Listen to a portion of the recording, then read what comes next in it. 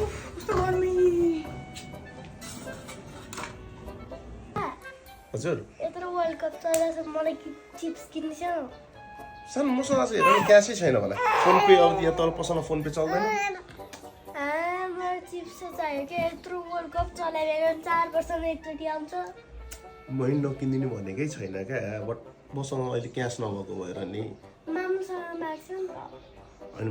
मामुले junk food दिसिन्छ त अनि त्यसपछि प्लिज तपाईँ किन्छु म क्या प्लिज पखै त म एउटा सोधिमा खुवाउँछ है त पर्समा कति रुपियाँ रहेछ त खोइ 100 रुपियाँ मात्र रहेछ यार पर्समा बेबी 100 रुपियाँको आउँछ आउँछ मामुले लगाउने ल लगा है अरे साला ये तो अलग ही फ्रॉड चल रहा है ल यी त्यहाँ तल गएर चिप्स लिएर आइछ अनि यहाँ बसेर मजाले फोटो हेर्दै खाऊ है तर मामुले नभन्नु नि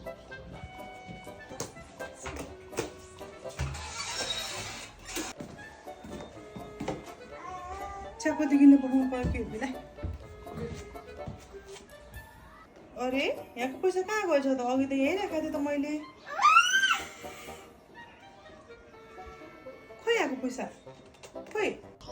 अरे देवा ये गड़बड़ है बाबा तिमी मेरो पैसा चलाएको हो बुढो हो अनि थियो त यहाँनिर खोइ त